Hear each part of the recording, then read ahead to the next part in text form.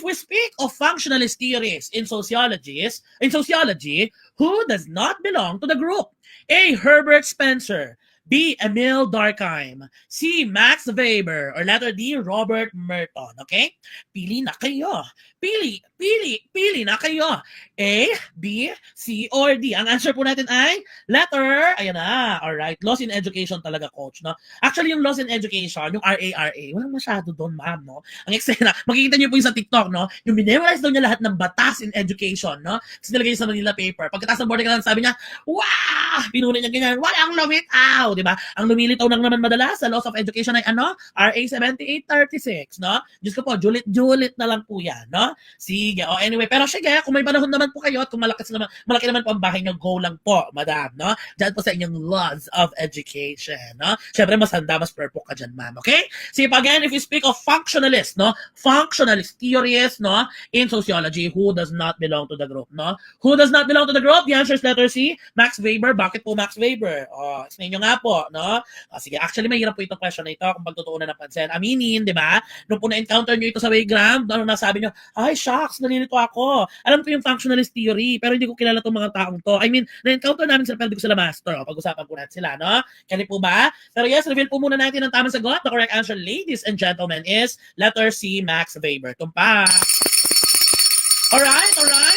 So yes, makinig po mga taong bayan, no? Focus po tayo dito. Kapag po may dumadaldal sa inyo sa puntong ito, pakisampal. Joke lang, no? So yes, focus po kayo sa mga kumakain. Bitawan po muna ang kutsara at pakapokusan po itong sociological theories dahil napakahalaga po nito, no? Hirap ako sa names. Opo, no? Masasanay din po tayo, no? Anyway, mga kababayan, ito na nga po, no? Alright, so we have 3 primary sociological theories. Marami tayong theories na mapag-uusapan, no? Pero itong tatlong ito, yung dapat, kapag soksay major ka, hindi mo nakakalimutan. Sabi nga po, no, ng aking profesor, no, ng aking paboritong profesor, so malangit nawa, kahit nakapikit ka, kahit natutulog ka, bigla kang ginising, tinanong sa'yo itong tatlong sociological theories, dapat alam mo sila, no?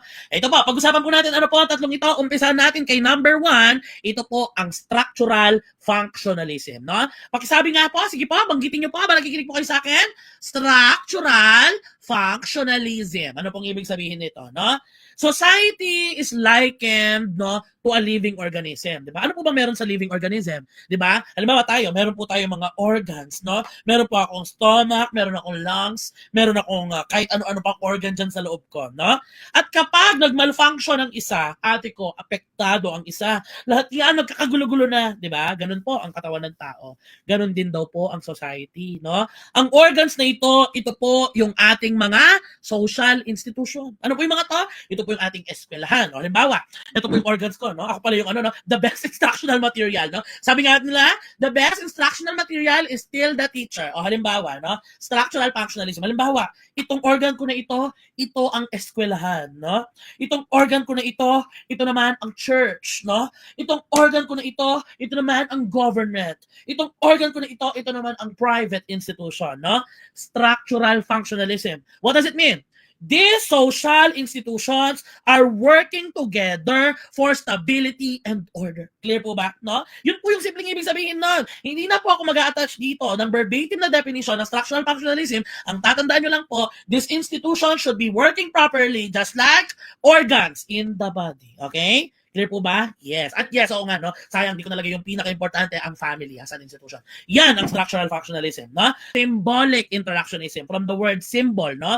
Ang punto, ayan, the society, according to this theory, is composed of many symbols, no? At iba-iba po ang meaning na ina-attach sa kanila ng mga tao, no? Ganun po yun. Halimbawa, in our world religions, no? Ayan, ito yung symbol, yung cross, Christian, no? Pero kapag yung cross, no, inislant mo ng konti, nilagay mo sa test paper, nagiging mali na yun, no? Diba? Ganun ang eksena. So ulitin ko lang po, the society is created and maintained, no, through the everyday interaction on the meanings that we attach to such symbols. And the last one is, of course, very famous kay Karl Marx, ang tinatawag natin na conflict theory. No? Anong sinasabi nito?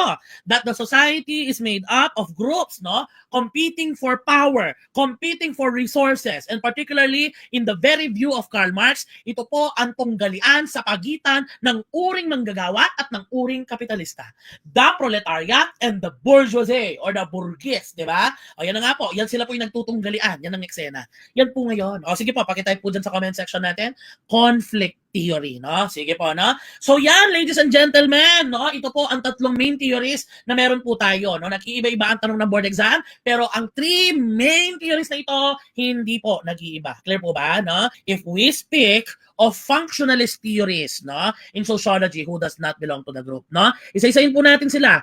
O, Max Weber po ang sagot natin dahil siya lang po ang hindi functionalist. Ngayon, paano po naging functionalist? Sina Herbert Spencer, sina Emil Durkheim, sina Robert Merton. Ito po ha, isulat po natin ang mga keyword.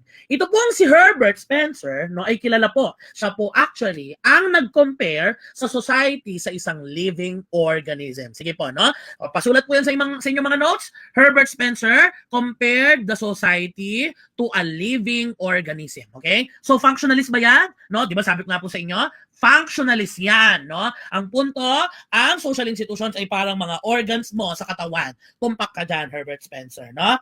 Next, ano naman ang ginawa ni Emil Durkheim? Bukod po sa kanyang pamosong konsepto ng suicide, no? Na lumilitaw din po dyan sa ating mentorship.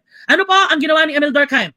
He is the founding figure of functionalism itself, no? Pinag-aralan niya yung social order. Pinag-aralan niya po yung social cohesion, no? Take note niyo po yun. Social order. Sir John, paano po ngayon connected ang social order dito po sa functionalism? Ay balikan niyo po yung picture kanina. O, di ba? Ano po makikita natin? Maayos ang pamamahala sa lipunan ito. May social order. Kasi po, lahat ng mga institusyon ay gumagana ng maayos. That should be the goal, di ba? So ngayon, kapag tinanong ko, is Durkheim functionalist? Yes, Durkheim is functionalist because he is talking about the social order created by the good functioning of the different institutions of the society. Are we clear, no? Grabe ang explanation ko. OA talaga kung OA, no? And lastly, ito naman po si Robert Merton. Si Robert Merton ay nakilala dun sa kanyang idea na manifest and latent functions. Kaya nga, functionalism. Halimbawa, no? Ang isang eskwelahan, ano ba ang function niya, di ba? Ang function niya ba ay para mag-bonding ang mga estudyante at magbarkadahan sila? O function niya na matuto ang mga estudyante? O, dalawang klase po yan.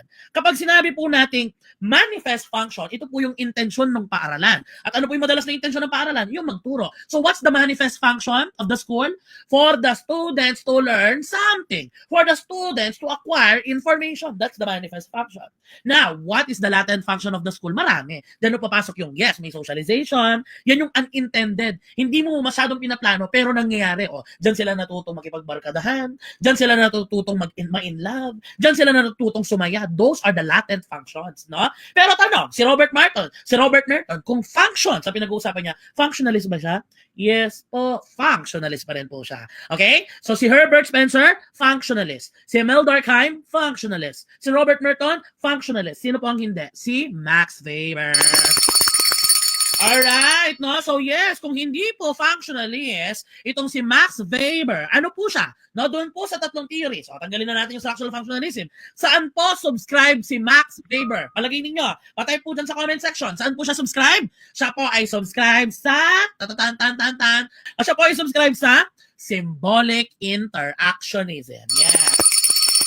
Alright? Bakit po mga kababayan? Because Max Weber believed, no, that in order for us to truly understand the society, we must understand the meanings or the motivations that people attach to their actions. Take note, ano sabi niya?